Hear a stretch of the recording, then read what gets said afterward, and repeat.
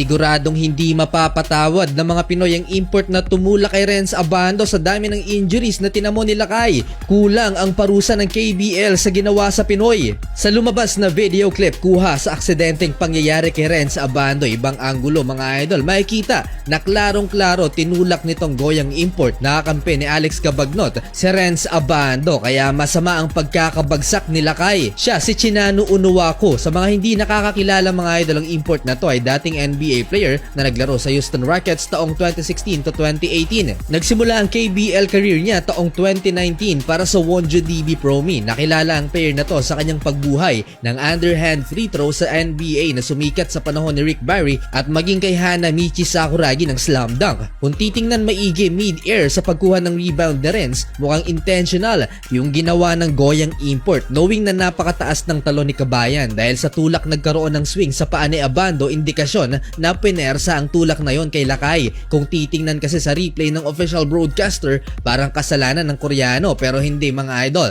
Well, nag-imbestiga ang KBL sa nangyari at nag-meeting kaugnay sa aksidenteng ito. Ngayong araw, lumabas ang sanction kay Unuwaku at pinagmulta ng halagang $2,400 at walang game suspension.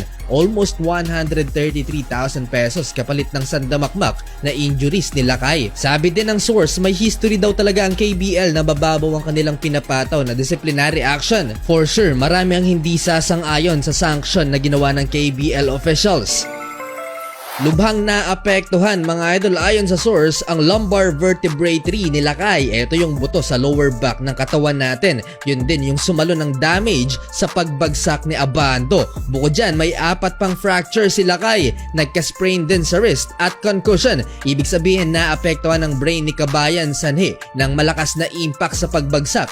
Sa madaling salita, na trauma ang brain ni Lakay na pwedeng mag-cause ng headaches at pagkahilo na maaaring magtagal ng ilang linggo. Ang worst case scenario mga idol ay pag inoperahan si Kabayan sa spine ay magre-resulta sa pagkaka-sideline ng halos isang season. Ngayon ang timeline ni Abando ay 4 to 5 weeks para makarecover. Yan ay kung hindi siya ooperahan.